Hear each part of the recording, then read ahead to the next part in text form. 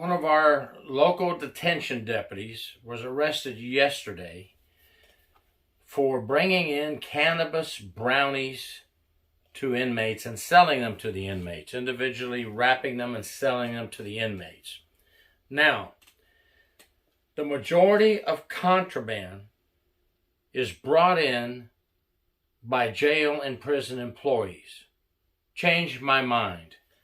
I've always said that, and the sheriff of Hillsborough County agrees on that point because he made an announcement on the local news that most of the contraband does come in by employees, and people just don't want to hear that, especially people that are in charge of a jail or a prison. They can't stand it when people say that, but it's the truth.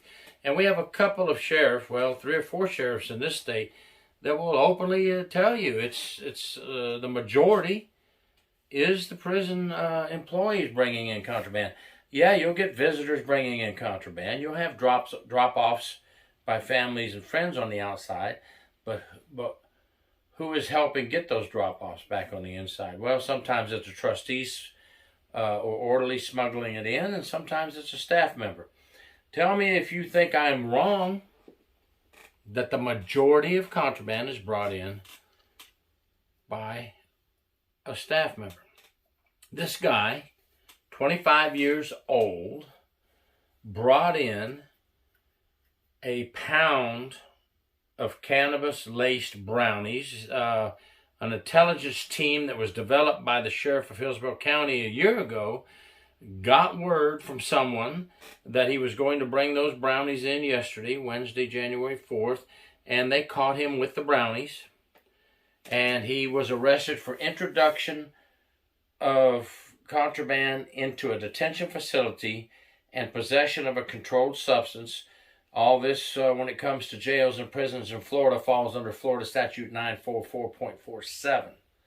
If anybody's interested in looking that up from Florida on how that works, how you charge people for bringing in contraband, what types of contraband you can be charged for. Now, this guy is not, I looked up his booking photo, and there's no photo available of him. Okay, Terry Bradford Jr. No photo available. It does have him being booked in. It does have his charges, $2,000 bond on each charge. He is bonded out, but it doesn't have his date of birth. So I can't provide a photo like I normally do in these videos. There's not one available right now. Checking the news sites and articles, there's no photo either. When the sheriff made his speech this morning about the arrest, he did not provide a photo of the officer, which is done in my county, our sheriff here in Polk County. If you're an employee and you bring contraband into the jail, he puts you right out there. He brings a nice big picture with him of the jail employee who did wrong. But we'll find out later what he looks like. Now, they did mention in the article that he has only been with the sheriff's department for a little over a year. He transferred from the state prison facility, Zephyr Hills Correctional Institution, to go over to the sheriff. And we have caught, when I was working for the state, we caught people bringing in drugs to inmates inside their sandwiches at Zephyr Hills. One had some peanut brittle and had it inside the peanut brittle. So maybe he brought some of those things that were learned in Zephyr Hills Correctional Institution to the jail, but they all got busted over there, and now he's busted. You know, it's a lose-lose situation for those idiots that think they can do this kind of stuff and get away with it and taint the image of the honest officers and place officers in danger, honest officers in danger. I've thought about this for a little bit, and I thought, now when he brings these brownies to work, he's bringing a lot of them. A pound of brownies he was caught with that are laced with cannabis. How many did he eat on the shift, I wonder, if he did eat any?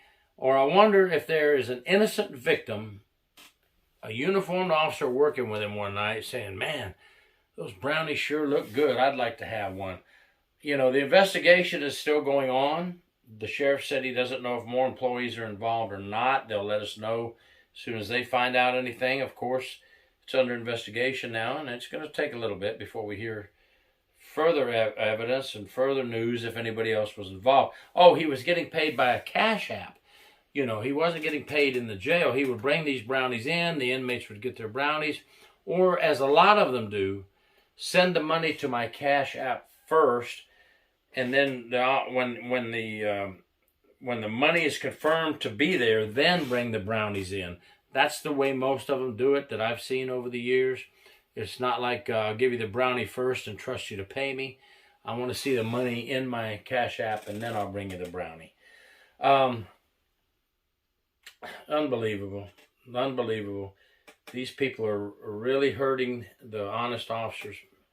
And I'm glad they found out about it. I'm glad they took swift action, and I'm glad they arrested him. Let's find out what's going to happen. Let's find out what he knows in the future. Maybe he's going to help bring about some more things that are going on in there. You know how it is. When a rat gets cornered, they do one or two things. The rat is caught. They either jump and attack you and put the blame on you, or they give up everything they know to get a lighter sentence. Let's see what this rat does. Gary York, True Prison Stories. Please subscribe.